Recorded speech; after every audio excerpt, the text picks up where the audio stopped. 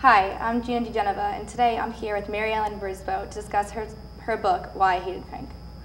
In December of 2006, you were diagnosed with breast cancer. What were the emotions that were going through your head when the doctors told you that?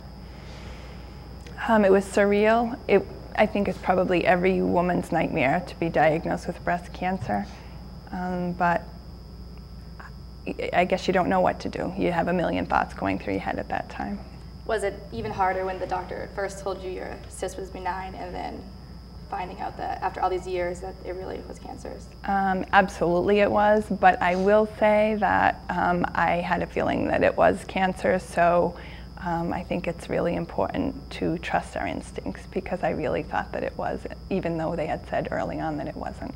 Being a nurse and knowing the medical field very well, did this help you, or was it more scary knowing the facts than helpful? It depended. In one way, it was really difficult because you see a lot of patients over the years who don't have great outcomes, but in another sense, it was, I don't know, it was good because I did know a lot of information, maybe too much sometimes. Maybe it was speaking of not so good outcomes, 3 weeks before you found out about your breast cancer, your neighbor had passed away. I'm very sorry. Did this help? Well, does this really bring you down? Does this affect your own attitude at all? Were you able to stay positive? It was a really tough time because I remember being at her wake and really thinking that something was wrong with me, so it made it really tough to be standing there and kind of not knowing what my results were going to be. But in another way, she was a very inspirational person. She was also a nurse. I worked with her for a long time. Our kids went to school together. So I did get some strength from her, the way she had dealt with everything. And what about your father? Because I know he died of leukemia, and you were very close to them. You mentioned throughout your book a lot of times referring to how your dad was watching over you. And absolutely. My father was larger than life to me, even as a kid, even as an adult. And I learned a lot from him just by his example on how to face a challenge. And I think that his lessons served me well. You had to go through chemotherapy, radiation, the new nasty. I want to talk a little bit about the new nasty and explain what that was. The name new nasty actually came from a patient, an elderly patient. Neulasta is a medication that they give you after your chemo, the day after your chemotherapy, so you don't get a low white count. It keeps your white count up so you don't get other infections while you're being treated. I was really happy to have it because that wasn't around when my father was sick, and I think it would have really helped him out. So I would get the dose from my husband on Friday after my chemo on Thursday, and the aches and pains, and it was awful. But there was an elderly patient, when I was complaining to the oncologist about how awful it was, I thought it was worse than the chemotherapy. They told me about this 80-year-old woman who named it new nasty and who refused to take it. And I was not brave enough to not take it. I was just like, you know, because I didn't want to be hospitalized for pneumonia or something else. On top of everything else. Right. You were able to drive after your... Oh, absolutely, yeah. I didn't work. I was working as a nurse at the time, working 12-hour shifts, so I didn't work at the hospital, but I did most of my other things. And I used to drive in, get my chemo, drive myself home.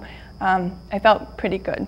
Not great, but pretty good. As good as one could feel. Yeah, exactly. And do you want to talk a little bit about pursuing your higher education? Oh, well, I had 12 credits left to my master's degree, actually here at Worcester State. And when I was diagnosed, and I decided that I was going to try to finish those 12 credits. I think that people really thought I was crazy when I said that, and I may have been, but it really gave me a goal, and it actually made the time go by during treatment because I was busy and I had something to look forward to. So I did it. And before breast cancer, how active were you in running? And I ran a lot. I've been running for 30 years, which probably sounds crazy, but always a stress relief, always have run to stay in shape. And one of the things that I talk about in the book is that I couldn't run because of the new nasty, the Neulasta. And it was very hard for me because I didn't really have my usual stress relief. I did walk quite a bit.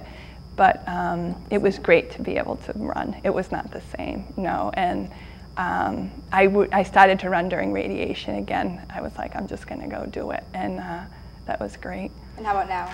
Yeah, still running, yeah. I've run a couple of half marathons. I try to run 2 or 3 times a week, not huge amounts of miles anymore, but yeah, I love it. Throughout your book, you seem very, very positive, very optimistic about everything that's going on, surprisingly. And you played a game with yourself. I don't know how to explain it.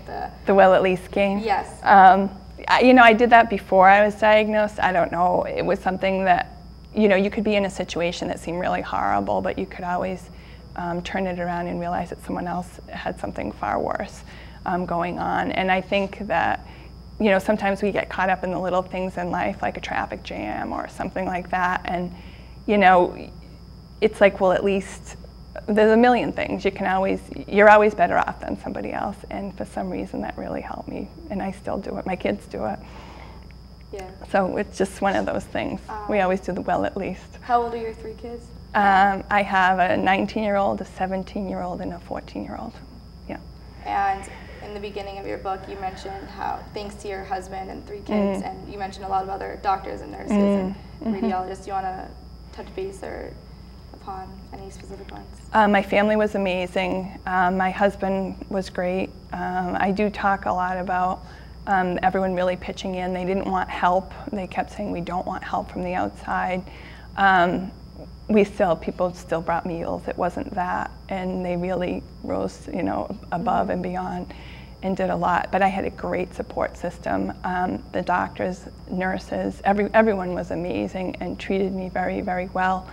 My family, again, extended family, my mom, my sister's brother. I have my nursing school friends. Too many people to count, and friends in the community. It was amazing. It was amazing. I don't remember the reporter's name that you talked about, but Kelly Tuttle. Yeah. Yes. Kelly Tuttle. Yeah. Is that who you're referring to? Yeah. Could you explain how important she was, just you not knowing this lady, but hearing her story? Oh, absolutely. It was interesting because she and I were both diagnosed on the same day, and I learned that through her. She did little videos and blurbs about the different stages of treatment that she went through, and I always found it just very, I don't know, comforting, but just to know that someone else was in the same boat. Not that I wanted her to be, but I also had 2 friends that were diagnosed at the same time as I was, and we shared a lot of stories. We had our own support group. And there was a nurse that my husband worked with who was a huge source of support. And when my husband would come home from work, I'd say, what did she say today? What did Jane say? And every day she had something very helpful. And in the book I talk about how I've never met her, but I had a book signing a couple of weeks ago, and she came. And she walked up to me and she said, I'm Jane, and we were both so emotional. It was wonderful. Yeah, we finally, it was great. I had not met her for 3 years, so that was crazy. So I'm assuming she read the book. And she had heard about the book and came in just to say hello. She bought a copy of the book, and it was great. And I don't think she knew she didn't know that she was in the book, and she didn't know how much her help meant to me. That's awesome. So a few weeks after you started your chemotherapy, you started losing your hair. Yeah. And you couldn't wait for it all to fall out. I couldn't stand it. Couldn't stand it. It was everywhere.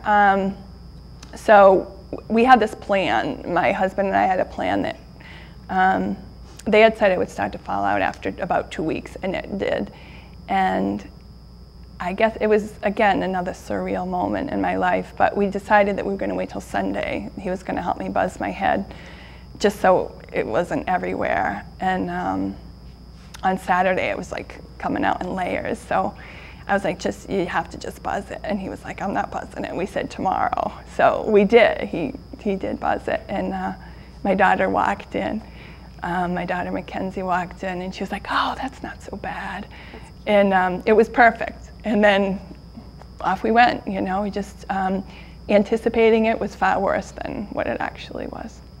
My sister, who's freshman in college, or was a freshman in college when she lost all her hair. She didn't like wearing a wig. She didn't like wearing, she just wore the scarves all the time. And she was very comfortable, like surprisingly, she surprised herself how comfortable she was without hair. Did you find that you were, how were you feeling when you first lost it, going out in public? Well, I had a wig, and I had a really good wig. I was very ambivalent. I loved it because you could be kind of anonymous and have it on, but I hated that thing more than anything.